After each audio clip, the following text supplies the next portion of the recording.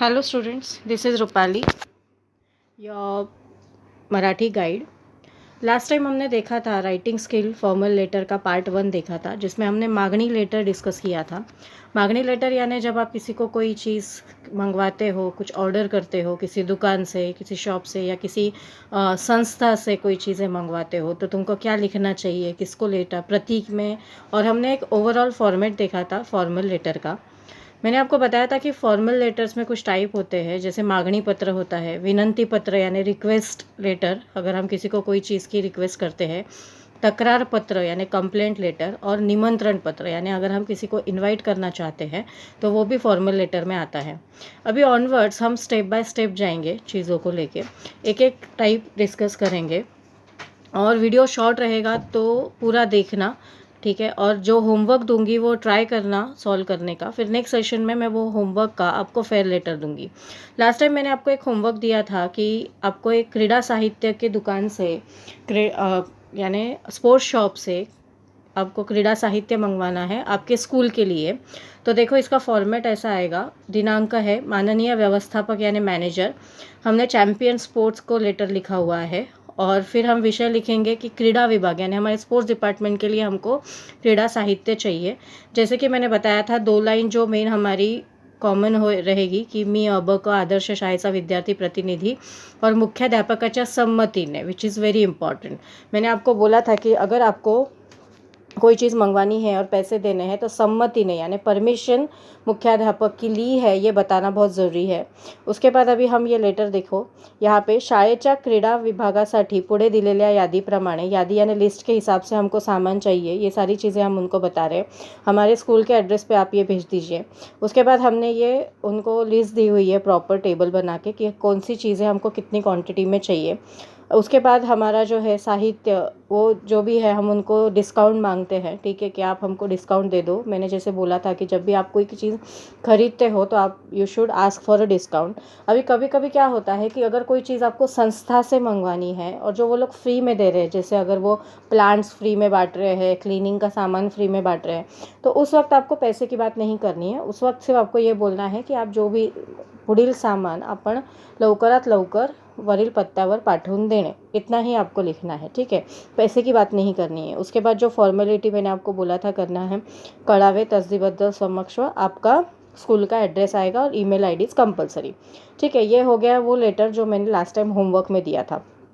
अब हम देखेंगे writing skill part 2 complaint letter यानी तकरार पत्र से क्या होता है ना, फॉर्मल लेटर्स में ज़्यादातर तकरार पत्र यानी कंप्लेंट लेटर बहुत इंपॉर्टेंट होता है। आप बड़े बड़े जो पोस्ट पे लोग हैं उनको कंप्लेंट करते हो कोई चीज़ की, या तो आप किसी आपके प्रिंसिपल को किसी चीज़ की कंप्लेंट करते हो, तो उसका जो फॉर्मेट होता है वो कैसा होना चाहिए, यहाँ पे मैं आपको बताती हूँ। 2 चीज़ें बहुत इंपॉर्टेंट है कोई भी लेटर में, फॉर्मल कोई भी लेटर आप ले लो, किसी भी टाइप का ले लो, 2 चीज़ें बहुत इंपॉर्टेंट होती है। वो है फर्स्ट है स्टार्टिंग ऑफ द लेटर, जो कि मैंने आपको बताया था, और क्लोजिंग ऑफ द लेटर। अभी तकरार पत्र में 2 टाइप का स्टार्टिंग आ सकता है। अगर आप स्कूल की तरफ से कोई लेटर लिख रहे हो तो आप लिखोगे मी अब आदर्श शाळेचा विद्यार्थी प्रतिनिधी या नात्याने हे तक्रार पत्र पाठवत आहे, ठीक है। अगर आप किसी यानी महानगरपालिका को यानी गवर्नमेंट को किसी को लेटर लिख रहे हो, रास्ते की कंप्लेंट कर, रास्ते पे जो कचरा है उसकी कंप्लेंट कर रहे हो, या आप ये बोल रहे हो कि स्ट्रे डॉग्स ज़्यादा हो गए, ऐसी कुछ भी कंप्लेंट कर रहे हो तो आप महानगर पालिका को करते हो। तो जब ऐसी कंप्लेंट आप करते हो यानी एज अ सिटीज़न आप कोई कंप्लेंट करते हो, तो आपका स्टार्टिंग आएगा मी अब क या परिसराचा, परिसर आप खुद डाल सकते हो, आप जो भी जहाँ भी आप रहते हो वो परिसर का नाम डाल के या नात्याने हे तक्रार पत्र पाठवत आहे। यानी यहाँ पे 2 प्रोबेबिलिटी होती है, या तो आप एक विद्यार्थी करके लिख रहे हो लेटर, या तो आप कोई रहेवासी यानी सिटीज़न करके लिख रहे हो। तो this is starting of the letter. ये दो लाइन कॉमन है, दिमाग में रख लो, यही लाइन से स्टार्ट होना चाहिए। उसके बाद closing of letter is very important. बीच में आप क्या लिखते हो, ठीक है, अगर आपका ग्रामेटिकल मिस्टेक होता है, सेंटेंस मेकिंग में मिस्टेक होता है, बट अगर आपकी लास्ट वाली लाइन अगर प्रॉपर जाती है, उसमें कोई ग्रामेटिकल या उसमें कोई सेंटेंस मेकिंग का प्रॉब्लम नहीं होता है, तो आपका लेटर बहुत अच्छा दिखता है, ठीक है। तो लास्ट में कोई भी तक्रार पत्र में यानी कंप्लेंट लेटर में आप लिखोगे, अगर आप लड़के हो तो आशा करतो, लड़की हो तो आशा करते की आपण या समस्येवर यानी ये प्रॉब्लेम पे लवकरात लवकर उपाय कराल, ये लाइन से ही तक्रार पत्र आपका क्लोज होना चाहिए। तो आपका स्टार्टिंग प्रॉपर हो गया, आपका एंडिंग प्रॉपर हो गया। तो बीच में अगर आपका थोड़ा बहुत गड़बड़ हो भी जाता है तो वो इतना मैटर नहीं करता। ठीक है, अब यहाँ पे हम ज़रा एक एग्जाम्पल देखेंगे इसका। अभी ऐसा लिखा हुआ है, कर्कश यानी बहुत ज़्यादा लाउड वॉइस आवाज़ की वजह से जो प्रॉब्लम आ रही है यानी जो डिस्टर्बेंस हो रही है, उसके लिए आपको स्थानीय यानी लोकल पुलिस स्टेशन में एक कंप्लेंट करनी है। अब ऑब्वियसली आप एक रहिवासी करके ही कंप्लेंट करोगे, आप डेट डालोगे, प्रति माननीय पोलीस इन्स्पेक्टर, हम इन्स्पेक्टर को कर रहे हैं, वसई विरार पोलीस स्टेशन, कर्कश आवाज़ोमुळे अभ्यासात येणाऱ्या व्यत्ययाबद्दल तक्रार। अभी एक स्टूडेंट है जिसको पढ़ाई में दिक्कत आ रही है, तो वो ये लेटर लिख रहा है। तो उसने माननीय महोदय, जैसे कि मैंने आपको बोला था कि माननीय महोदय आएगा, यहाँ पे माननीय पुलिस अधीक्षक नहीं आएगा। ठीक है, डेजिग्नेशन हम पहले लिख चुके हो, तो यहाँ पे माननीय महोदय लिखो।